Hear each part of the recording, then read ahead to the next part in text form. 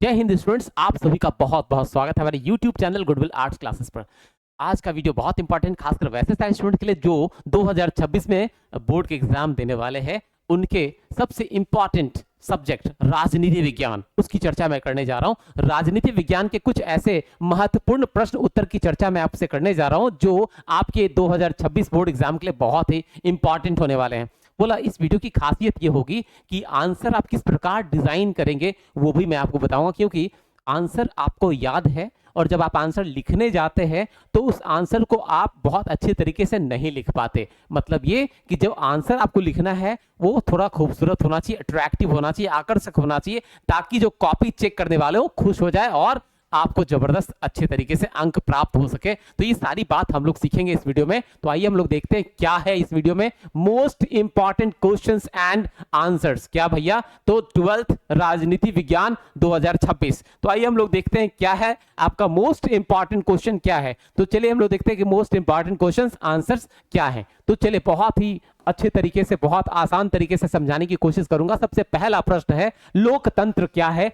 इस प्रश्न से मुलाकात आपको बार बार होती आई है, स्कूल्स में भी हुएगी और अभी आपको प्लस 12th में भी चल रहा है। ठीक है, आइए क्या है लोकतंत्र क्या है। उत्तर क्या है? लोकतंत्र एक ऐसी शासन प्रणाली, मतलब लोकतंत्र शासन प्रणाली है जिसमें सरकार और जनता दोनों फॉलो करेगा, सिस्टम है ना। तो क्या भाई, लोकतंत्र एक शासन प्रणाली है। क्या है? लोकतंत्र एक शासन प्रणाली है जिसमें जनता अपने प्रतिनिधि स्वयं चुनती है। एक ऐसा सिस्टम जिसमें जनता अपने प्रतिनिधि स्वयं चुनती है। क्या मतलब है? मैं छोटे से एग्जाम्पल से आपको समझा दूं। अभी 2025 में बिहार विधानसभा का चुनाव हुआ, जनता ने वोट किया, अपने अपने विधानसभा क्षेत्रों में विधायकों को चुना गया। किसके वोट से? जनता के वोट से। तो यहां साफ साफ क्या है भाई, लोकतंत्र ऐसी शासन प्रणाली है जिसमें जनता अपने प्रतिनिधि स्वयं चुनती है। जैसे भारत में चुनाव के माध्यम से सरकार बनती है। बोला भारत में तो केंद्र सरकार का बनती है, केंद्र सरकार से बनता है तो वो भी चुनाव से, उसमें भी मतदान कौन करते हैं? जनता। और राज्य में जो राज्य सरकार का चुनाव होता है वो भी जनता से। तो बोला शासन में कौन आएगा, सरकार कौन बनाएगा, ये कौन तय करेगा? जनता। यही लोकतंत्र है। चलिए अगले प्रश्न में आते हैं स्टूडेंट्स। अगला प्रश्न क्या है? अगला प्रश्न है संविधान का क्या अर्थ है। संविधान का क्या अर्थ है? चलिए आसानी से समझते हैं संविधान का क्या अर्थ है। उत्तर, संविधान देश का सर्वोच्च कानून होता है। संविधान देश का सर्वोच्च, सबसे बड़ा, सबसे ऊंचा, कहते हैं ना देश में कानून का राज है। तो संविधान को कोई भी ओवरराइड नहीं कर सकता। संविधान का पालन सबको करना है। संविधान सर्वोच्च है। क्या है? सर्वोच्च। संविधान देश का सर्वोच्च कानून होता है जो सरकार की शक्तियां और नागरिकों के अधिकार तय करता है। सरकार के क्या पावर्स हैं और नागरिकों के क्या अधिकार हैं ये तय करता है। ठीक है, आगे क्या है? जैसे भारतीय संविधान, भारत में एक लिखित संविधान है जो सरकार और नागरिकों की शक्तियों को तय करता है, निर्धारित करता है कि किसकी क्या शक्तियां हैं, किसका क्या दायरा है, किसका क्या कर्तव्य है। कौन बताएगा? संविधान।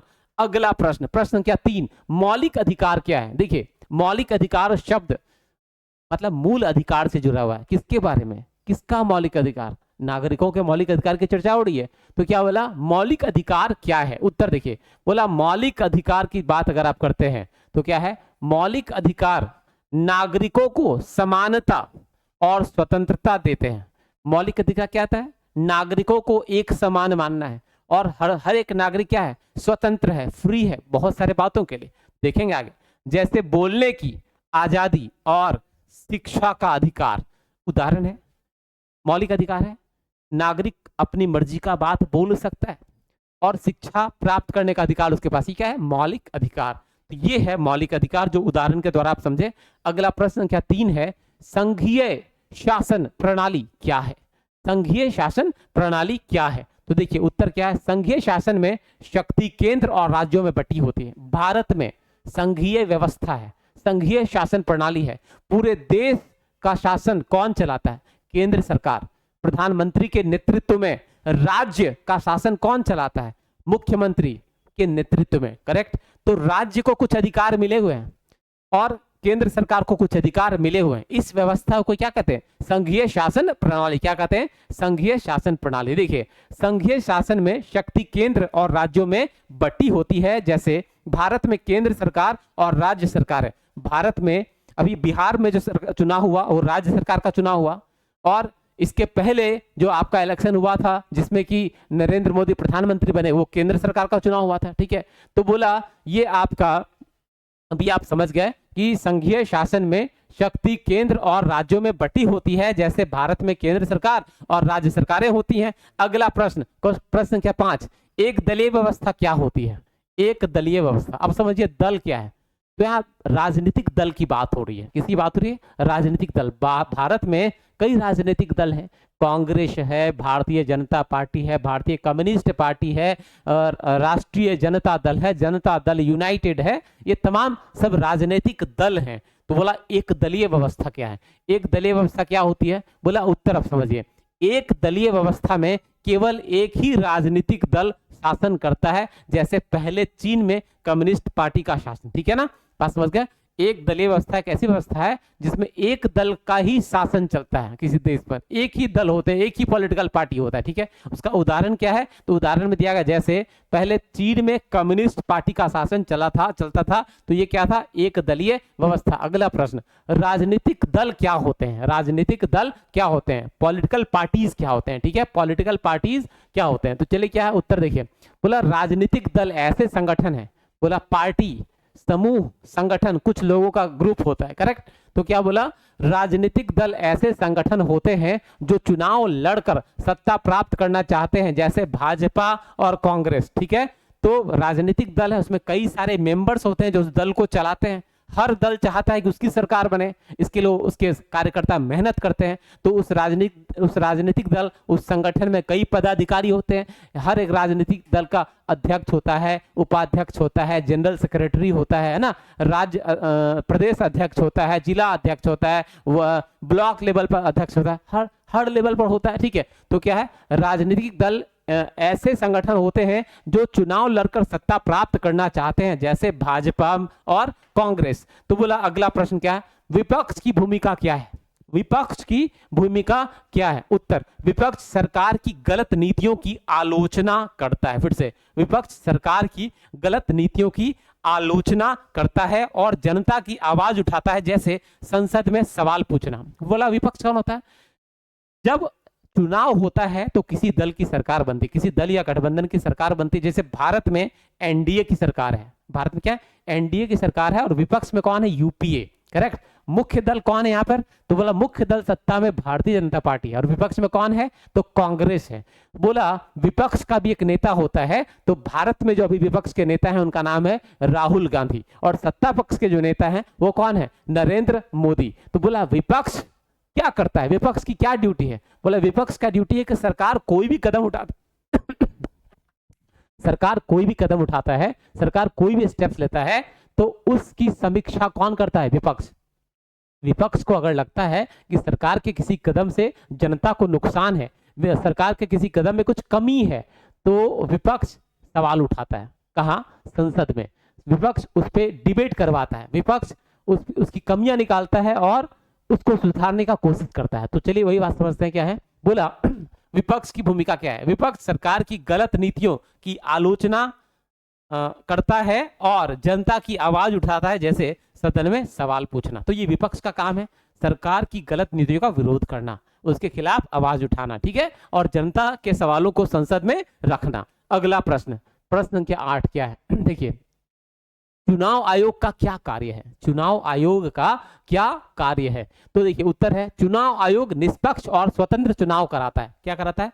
निष्पक्ष और स्वतंत्र। फिर से, चुनाव आयोग निष्पक्ष और स्वतंत्र चुनाव कराता है, जैसे लोकसभा और विधानसभा चुनाव का संचालन। देखिए भारत में चुनाव की प्रक्रिया, भारत में बार बार चुनाव होते रहते हैं, कभी राज्य सरकार का चुनाव, कभी केंद्र सरकार का चुनाव, कभी स्थानीय निकाय के चुनाव, है ना, ग्राम पंचायत के चुनाव, वार्ड्स के चुनाव। ये चुनाव की प्रक्रिया लगातार चलती रहती है। तो चुनाव को संचालित करने के लिए एक संस्था की आवश्यकता होती है जो भारत में चुनाव को देखते रहे, मतलब चुनाव पर नियंत्रण, चुनाव से संबंधित क्रियाओं को वो क्रियान्वयन कर सके। ठीक है, तो चुनाव को करवाने के लिए, चुनाव सफल तरीके से हो सके, नियमित रूप से हो सके, चुनाव में किसी प्रकार की धांधली ना हो, तो उसके लिए एक बॉडी, एक संस्था का गठन, उसका नाम है चुनाव आयोग। भारत में चुनाव आयोग है जो इस काम को देखता है। क्या देखता है कि भारत में चुनाव कहां कहां कैसे कैसे करवाना, ये सारा अधिकार किसके पास है? चुनाव आयोग के पास। तो देखिए समझते हैं चुनाव आयोग का क्या कार्य है। उत्तर, चुनाव आयोग निष्पक्ष और स्वतंत्र चुनाव कराता है और लोकसभा और विधानसभा चुनाव का संचालन करता है। आगे की बात करें, नेक्स्ट क्वेश्चन नंबर 9, धर्मनिरपेक्ष राज्य क्या है? धर्मनिरपेक्ष राज्य क्या है? आइए, तो बोला धर्मनिरपेक्ष राज्य किसी भी धर्म को विशेष महत्व नहीं देता, जैसे भारत सभी धर्मों को समान मानता है।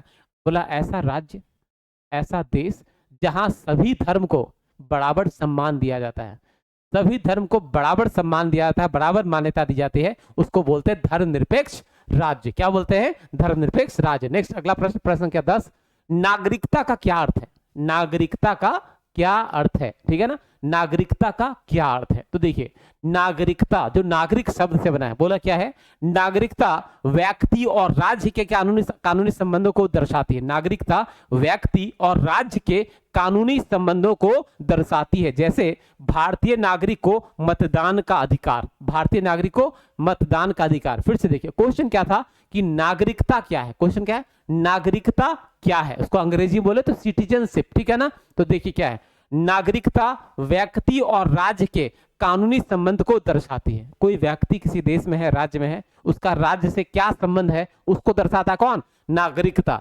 जैसे भारतीय नागरिक को मतदान का अधिकार, मतलब आप अगर भारत के नागरिक हैं तो कैसे पता चलेगा? तो आपका डिटेल सरकार के पास होगा, आपके पास voting right, voting ID card होगा, आप अधिकार से मतदान कर सकते हैं। करेक्ट है। चलिए अगला प्रश्न, क्वेश्चन नंबर 11, प्रेस की स्वतंत्रता क्यों आवश्यक है? प्रेस की स्वतंत्रता क्यों आवश्यक है? प्रेस क्या है? बोला प्रेस में आप प्रेस मीडिया आप लगातार सुनते हैं, अभी तो सोशल मीडिया पूरा प्रचलित है, बहुत सारे लोग जर्नलिस्ट बन गए हैं, बहुत सारे लोग जो है रिपोर्टिंग का काम करते हैं, न्यूज देने का काम करते हैं, ठीक है ना।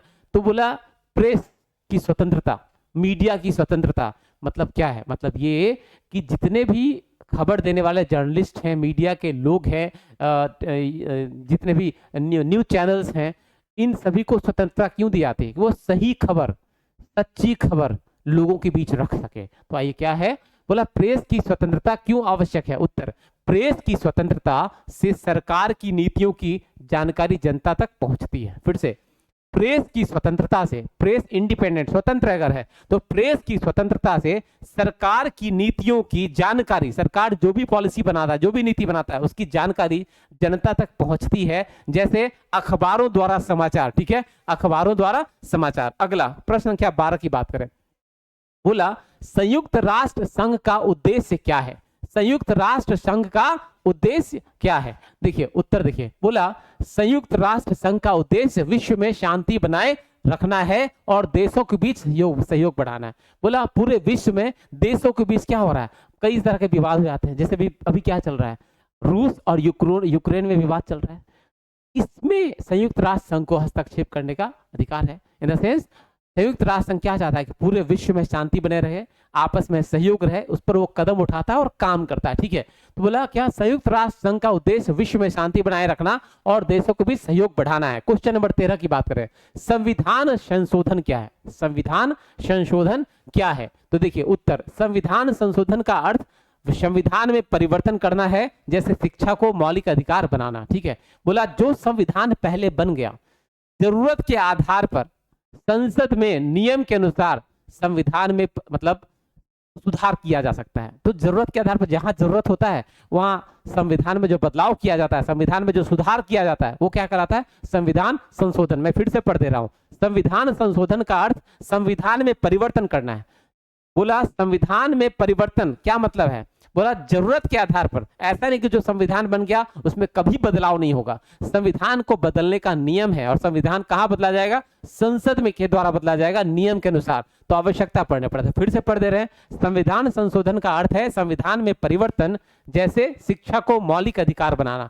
शिक्षा को मौलिक अधिकार बनाने का परिवर्तन किया गया था, तो क्या था? संविधान संशोधन था। क्या था? संविधान संशोधन। क्वेश्चन नंबर 14 की बात करें, न्यायपालिका की भूमिका क्या है? न्यायपालिका की भूमिका क्या है? उत्तर, बोला न्यायपालिका कानून की रक्षा करती है और न्याय देती है, जैसे सुप्रीम कोर्ट द्वारा संविधान की व्याख्या। फिर से बोला न्यायपालिका की भूमिका क्या है? उत्तर, न्यायपालिका कानून की रक्षा करती, कानून की। फिर से, कोई भी व्यक्ति कानून अपने हाथ में लेता है, अपना मनमाना करता है, क्राइम करता है, इसके बारे में जस्टिस कौन करता है? न्याय कौन देता है? तो न्यायपालिका। अलग अलग लेवल पर कोर्ट है, लोअर कोर्ट है, सिविल कोर्ट है, आपका हाई कोर्ट है, सुप्रीम कोर्ट है, ठीक है ना। तो वो न्यायपालिका न्याय की रक्षा करता है, लोगों के अधिकारों की रक्षा करता है। किसके आधार पर? संविधान के आधार पर, नियम के आधार पर। फिर से, न्यायपालिका की भूमिका क्या है? बोला न्यायपालिका कानून की रक्षा करती है और न्याय देती है, जैसे सुप्रीम कोर्ट द्वारा संविधान की व्याख्या। ठीक है, अगला प्रश्न, प्रश्न संख्या 15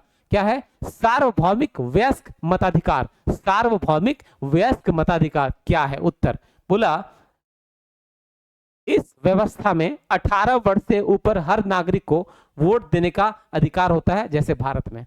ठीक है, ये एक ऐसी व्यवस्था है जिसमें क्या है, जो व्यक्ति 18 वर्ष या उससे ऊपर का है उसको वोट करने का अधिकार होता है।